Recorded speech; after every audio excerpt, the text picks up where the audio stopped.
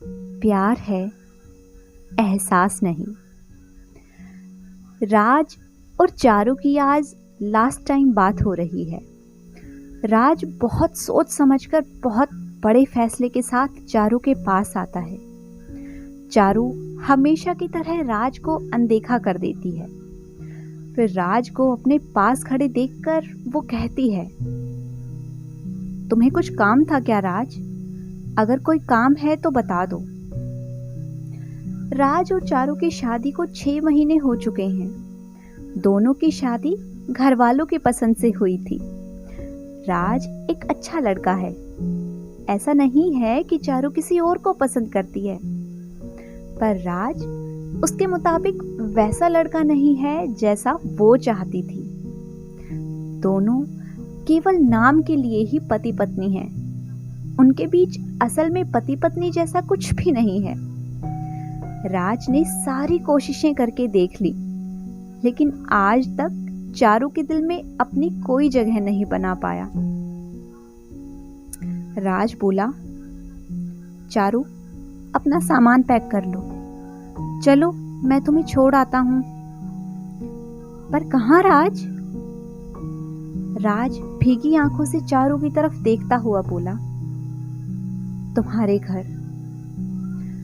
चारू हैरानी से राज को देखने लगती है।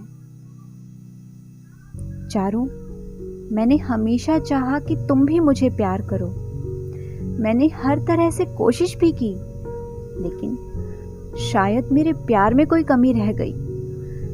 जरूरी नहीं है कि अगर हमारी शादी हो गई है तो हमारे बीच प्यार भी हो। आज मैं तुम्हें इस बंधन और घुटन भरे रिश्ते से आजाद करता हूं। चारू को कुछ भी समझ नहीं आ रहा था कि वो राज की इस बात पर क्या रिएक्ट करे। उसने चुपचाप अपना सामान बांधा और राज उसे उसके मायके छोड़ने चला जाता है। जैसे ही राज चारू को घर से बाहर छोड़कर वापस जाने लगता है, तो चारू राज को अंदर आने के लिए कहती है, लेकिन राज आंखें झुकाए हुए अंदर जाने से मना कर देता है। चारू अंदर जाकर अपनी माँ से मिलती है तो उसकी मम्मी पूछती है, बेटा दामाद जी नहीं आए? माँ, हम दोनों ने मिलकर ये फैसला लिया है कि अब हम दोनों साथ नहीं रहेंगे।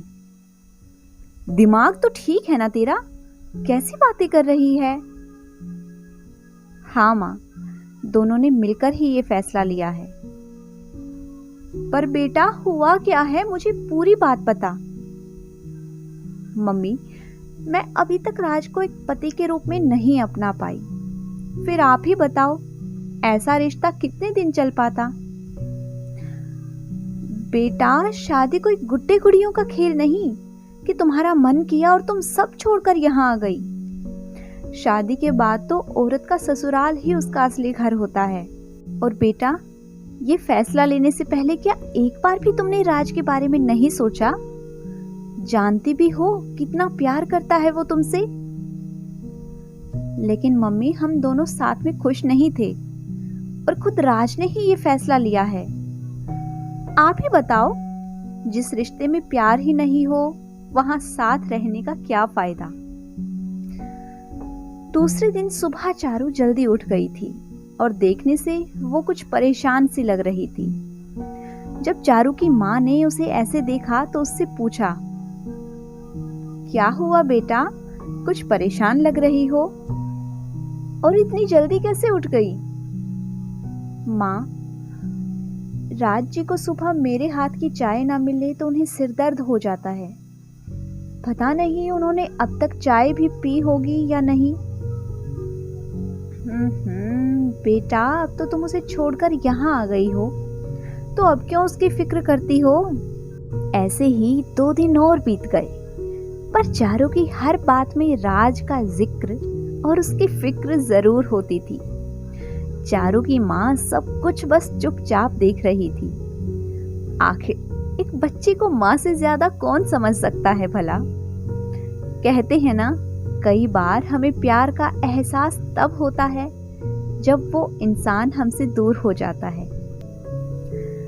एक दिन चारू को याद आया कि राज की एक बहुत जरूरी फाइल उसने टेबल की ड्रॉर में रख दी है।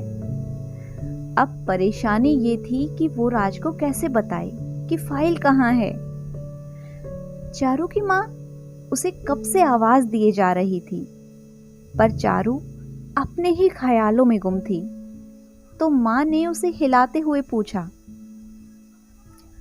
कहाँ खो गई बेटा? कब से आवाज लगा रही हूं। माँ, मुझे तो अब ध्यान आया, उनकी एक जरूरी फाइल मैंने रख दी थी, पर उनको कैसे बताऊं कि फाइल कहाँ है। अरे, इसमें कौन सी बड़ी बात है, फोन करके बता दे। मैं क्यों करूं पहले फोन? यहाँ आने के बाद एक बार भी कॉल नहीं की उन्होंने मुझे। हाँ तो फिर छोड़ो, खुद संभाले वो अपनी प्रॉब्लम। पर माँ, उनकी फाइल।